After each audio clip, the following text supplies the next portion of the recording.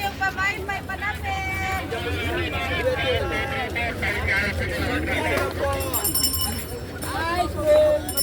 Vlogger ya, vlogger. Hindi. Yan ang vlog mo yan.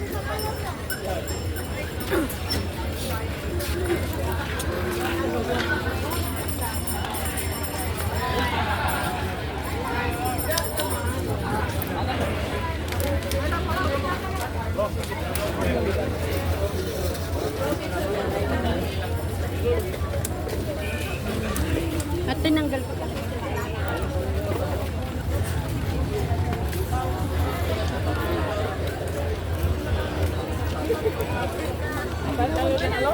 Paano kayo uuwi?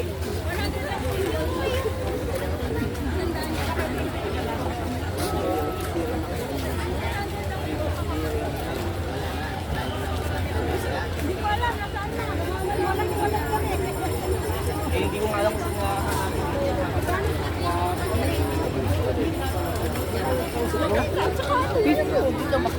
Nakapatay nila ako, di ba? Kaya, kung ginawan niyo. 100 lang po yung vlog.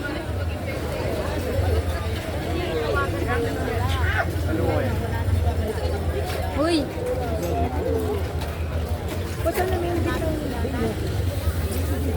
Sampula, sampu. Sampula. Sampula.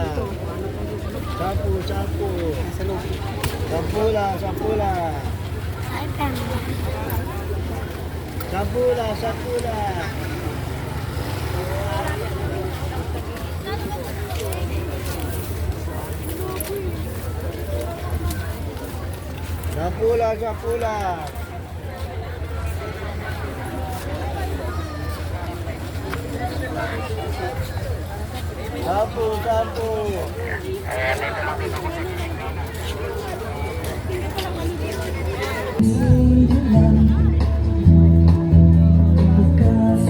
Naghihirap. Kaya talaga nila na gano'n na lang.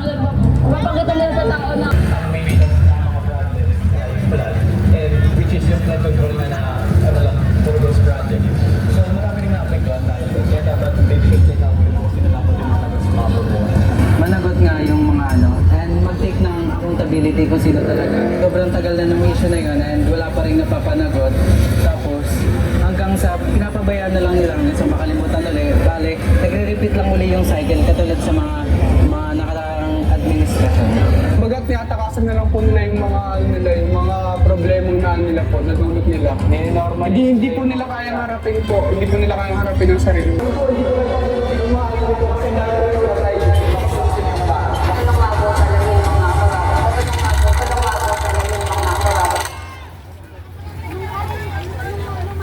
Democracy na pinuunahan ng Iglesia ni Cristo. Okay po. Hello po mga kapatid. Ako po uli ang kapatid na Dani Kapat Guevara at nandito pa rin tayo sa Quirino Grandstand kung saan isinasagawa ang Rally for Transparency and a Better Democracy. And tulad nga ng nabanggit natin kanina, marami ding mga nagrarally ng mga kapatid natin sa ibang bansa pero sa social media, ayan, napakaganda ng mga comments nila. Eto, magbasa po tayo ng ilan sa kanila. Sabi ni Mark Anthony Rutas, hindi lang ito laban ng kapatiran sa Iglesia ni Cristo, kundi laban ng buong Pilipino sa bansang Pilipinas. Ipahahayag lang ang saloobin ng bawat Pilipino sa mga nangyayari at kailangan ng transparency. Totoo yung sinabi ni Kuya Mark, hindi lang ito laban ng mga kaanib sa Iglesia ni Cristo, kundi laban din ng buong Pilipinas. Sabi naman ni Liz Manalo, the 3-day rally is expected to highlight the public clamor for a proper and transparent investigation regarding the anomalous flood control projects and other climate projects where over ₱1 trillion were estimated to have been lost due to corruption since 2023. Iglesia ni Cristo spokesperson and minister of the gospel, Brother Edmund Samayasen, even INC 100 verse of the, or even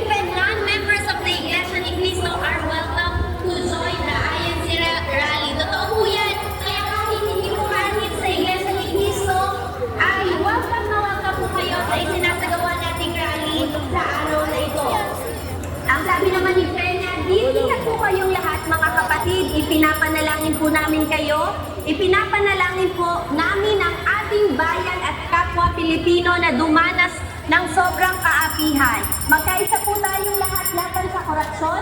Ibigay po ang nararapat sa mamamayang Pilipino at pananagutin o papanagutin ang mga umabuso sa ating maunlad, payapa at nagkaisang Pilipinas.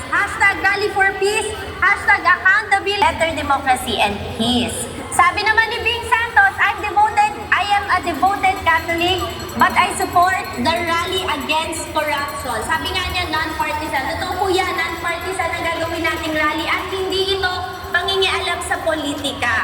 Ang babasahin mga comments sa ating social media ng mga kapatid, maging yung mga hindi kapatid na tuloy-tuloy din ang kanilang Quirino Grandstand, Dani Kapat Guevara para sa Rally for Transparency and the Better Democracy Special Coverage. Maraming salamat Kapatid Danica. Magbabalik pa po ang special coverage ng sinasigawang rally na pinangungunahan ng Iglesia ni Cristo.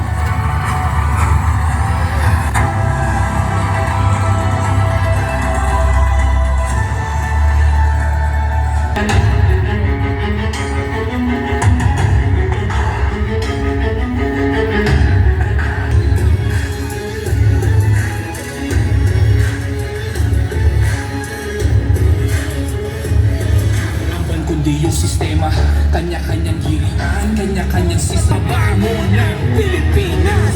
Kapag mayroong pagkilos, mayroong inaayos. Kapag mayroong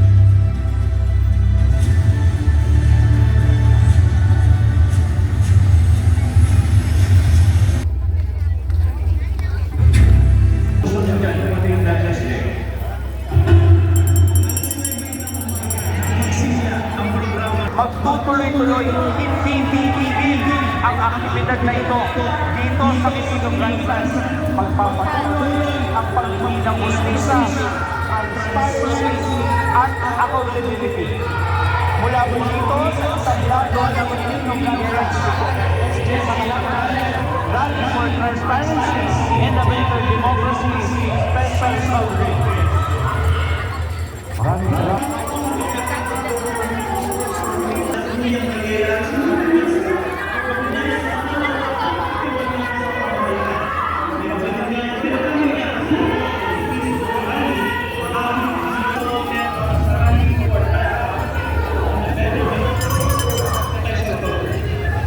Maraming salamat sa piling na linggo. Magbalik na lang tayo sa pananalasan ng bagong dahil sa kakulangan, mainang pagpapatupad o kawalan ng pagka-epektibong flood control project. Ang flood control project na ito dito sa Barangay Kotkot, ang isa sa mga itinuturong Wala nang tira. Mga gamit, wala. Tanan, lahat. Alas 22, pilang tugnawa, wag yun i-rescue na mo, bisag initubig na lang. Hindi mo alam, dinurture ka talaga ng tubig, kuya. Sobrang sakit. Pag umakyat ko yung zero, yung tawin ng bahay, kumulaps kasi. Ngayon din, pagtangay, ubos kami na. Buti nakakapit kami sa mga puno-puno. Yan ang i-reprop ni Congressman. Yan ang ilalagay kay. Wala pa na siya reprop pa. Ang tubig ay sa una kami sa audit. Scattered na lang. Matibay yung doktor talaga kasi matibay tayo, hindi puputok ng ganyan yan eh. Hindi sana mangyayari itong ganitong grabe ng pagkaan. Nangyayari sa amin dito, lahat ng bahay, wala talaga. Ang po dahil sa corruption. Dati po naka-livestream or ina-upload naman po yung mga court hearings. Tapos doon po nalalaman po ng mga additional information tungkol doon, sino po yung mga kasangkot. Pero biglaan na lang po na lang kapag-decision sila na hindi na po i-public yung mga nangyayari court hearing na nakakadisumaya po. Siyempre, halos lahat po ng taong bayan po yung po ng Hokkaido, Kagoya. Marami po ang mga dismayado po talaga pag-decision po. Yan ang dami po sa issue na yan. Na marami po pala yan yung sa lambong na lang bayan. Ayusin lang po nila yung trabaho nila at huwag po sila maging makasarili. Kasi kung nagiging sakit sila, halos mas marami po yung mga naapektuhan ng negative impacts ng mga ginagawa nila. At salamat kayo mga kababayan natin mula sa Canada.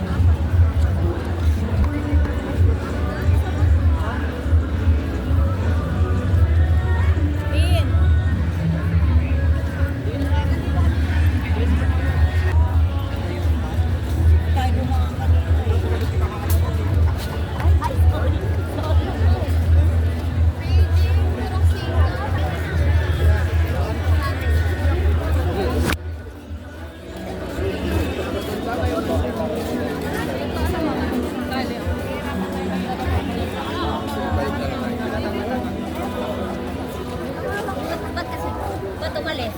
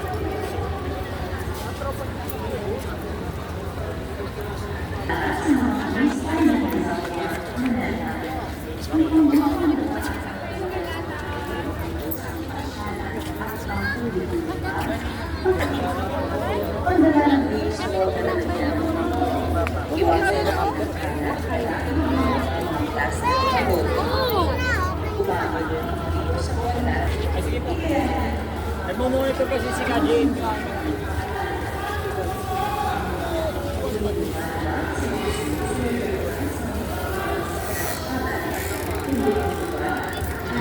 Kung saan-saan.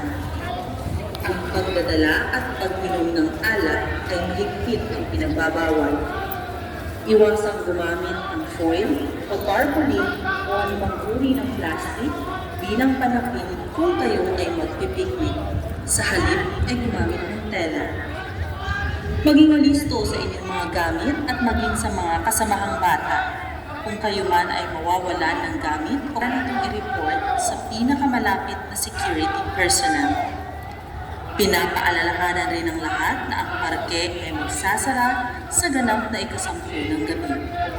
Maraming salamat at maligayang pagbisita sa parke.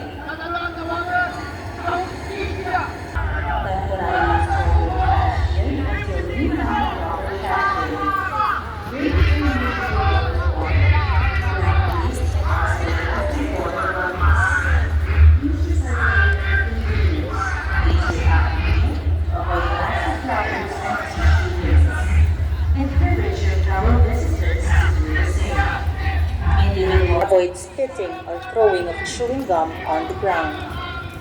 Bringing and consuming alcohol. Avoid using foil or